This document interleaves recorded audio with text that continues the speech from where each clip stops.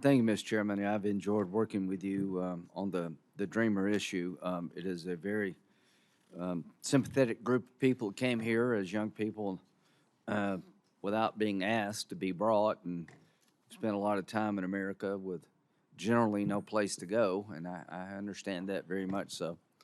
Unfortunately, since we started this discussion, the last 3 years have been a complete, utter disaster for American immigration policy. Let's start with the numbers here. When you and I first started talking about comprehensive immigration reform, we were talking about what to do about the 11 million. We thought there were about 11 million people here legally. If you were a felon, you had to leave. You had to take an English exam. You had to, not be a criminal, pay a fine, get in line. That sort of all made sense. 11 million people, that's a lot of folks, but we were trying to manage that population. Since President Biden's taken office, 7.7 have come in. Some people believe it's closer to 10. So the last 3 years have been a complete, utter disaster. The American people have suffered, particularly the border communities and states.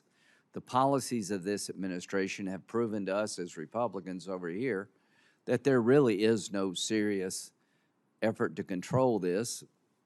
Senator Lankford, I appreciate his efforts. The folks, not just President Trump himself, but Chad Wolf and others, thought that the bill was inadequate to the task in terms of border security. So the bottom line now for us is if you legalize anybody in this environment, whatever problems you have get exponentially worse. So I don't ever see anything on the DREAM Act coming anytime soon until we stop the abuse of parole and some underlying problems. And right now, my concern is different than yours. You're concerned about the DACA population. I think we should all be concerned. I'm most concerned about a border completely open and the FBI director saying that wherever he looks, he sees blinking lights. So fixing DACA is not my concern right now. My concern is regaining control over our sovereignty that's been lost, trying to deal with the rise of terrorism throughout the world, and make sure another 9/11 doesn't happen to America. I've never seen more threats to the country writ large than I do now. A broken border is a lethal cocktail. Rising threats overseas and a broken border here.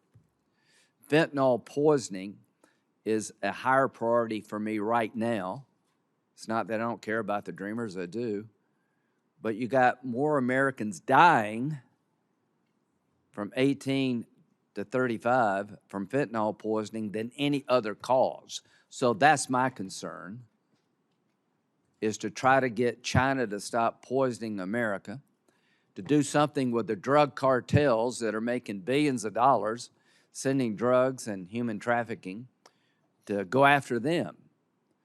So right now, you're going to find, at least on our side of the aisle, the biggest concerns are the crime associated with illegal immigration, the national security threats associated with illegal immigration, the poisoning of America associated with illegal immigration, to try to get control over chaos. That's my biggest concern. And until those concerns are addressed, nothing else is going to happen on legalization. Very briefly, and I don't want to prolong the hearing here. Number one, if we did start legalizing people now, I think you're sending a signal to keep coming. The DREAM Act population that exists today, I've tried to work with you to get a resolution. There have been 7 to 10 million people come in. What do we do about the young people in the last 3 years brought here? No fault of their own. They've been here 3 years. I don't see, what do we do about them? I mean, are we going to have another round of DREAM Act with twice the number of people? Is there any end to this where people come, brought by the parents, and you wind up staying and becoming a citizen? If that's the model to get to be a citizen, it's never going to stop. I don't mind dealing with the DREAM Act population, but I don't want to incentivize endless waves of immigration. And that's what we would be doing.